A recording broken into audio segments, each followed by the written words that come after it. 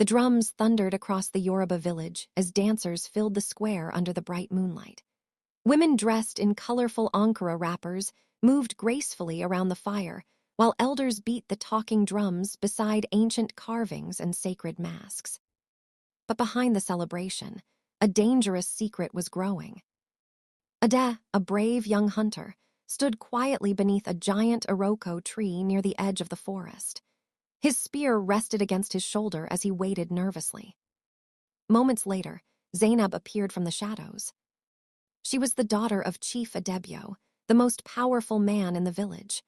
Coral beads decorated her neck, and her royal blue wrapper shimmered under the moonlight.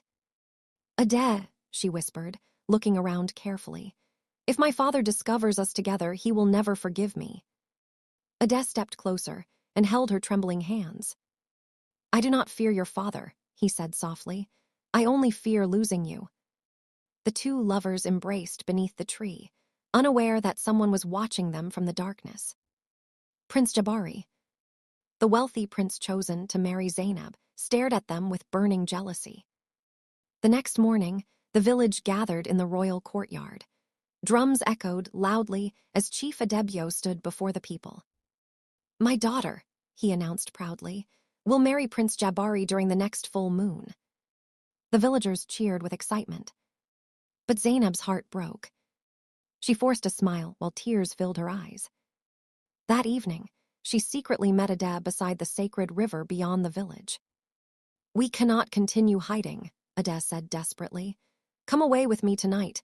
We can start a new life far from here." Zainab looked at the flowing river, torn between love and duty. Before she could answer, warriors suddenly emerged from the bushes carrying flaming torches. Prince Jabari stepped forward with a cold smile.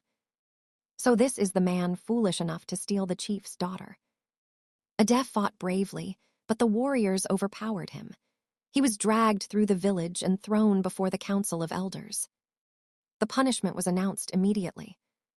At sunrise, Ade would be banished forever. The villagers whispered in fear as the elders prepared the exile ceremony in the village square. But just as the ceremony began, an old woman pushed through the crowd. It was Mama Said, the village storyteller. "There is a truth this village has hidden for many years," she shouted. The crowd fell silent. Even the elders looked uneasy. Mama Said pointed at Chief Adebyo with shaking hands. Many years ago, before he became chief, Adebyo himself fell in love with a woman outside the royal family. Gasps spread through the crowd. The woman he loved became Zainab's mother. The entire village froze in shock. Chief Adebyo lowered his head in silence. The same tradition he was using to separate Ade and Zainab was a tradition he had secretly broken himself. Angry whispers spread among the villagers. Prince Jabari realized everything was slipping away from him. In sudden rage,